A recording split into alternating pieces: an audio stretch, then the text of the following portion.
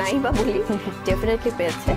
তবে আজকের breaking news, সবকিছু বরবাদ করে দিয়ে সাকিব আজ আমার ঘরে অপু বিশ্বাসকে বুড়ো আঙুল দেখিয়ে কি বলছে শবনম ইয়াসমিন বুবলি। এবার বলেছে খান সাহেব আমারই আছে, যে যত কথাই বলুক খান এবার আমারই হবে।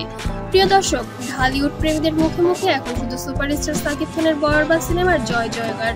তবে তা শুধুমাত্র ভক্তবৃন্দদের মাঝেই নয়, একটা টান টান উত্তেজনা তৈরি করেছে সাকিব খানের প্রাক্তন দুই স্ত্রী অপু বিশ্বাস এবং শবনম ইয়াসমিন বুবলির মাঝেও। কি এই ব্যাপারগুলো খুব ইম্পর্টেন্ট, একজন মানুষের মূল্যবোধ রেসপেক্ট করা, এগুলো তো অনেক ম্যাটার করে।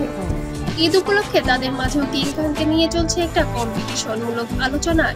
এই ঈদে সাকিব আসলে তার কোন স্ত্রীকে বেশি সময় দিলেন এবং কে কত ঈদ সালামি পেয়েছে, সেই আলোচনায় দেখা গেছে শবনম বুবলিকে।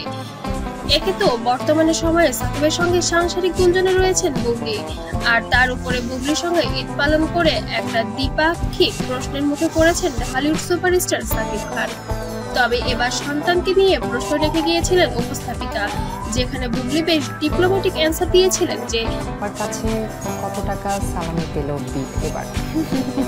ওটা আসলে আমার মনে হয় বাবার কাছ থেকে ভালোবাসাটা তো মানে এটা কখনোই কাউন্ট করা যাবে না। সালামিটার অ্যামাউন্ট, আমার সন্তান অবশ্যই ঈদ সালামি পেয়েছে, কিন্তু অ্যামাউন্টটা যাই থাক সেটা বলবো না, সেটা আমাদের মধ্যে গোপনই থাক। তবে বাবা সন্তানের যে খুনসুটিগুলো হয়েছে সেটা আসলে এবার আমার স্মৃতি হয়ে থাকবে।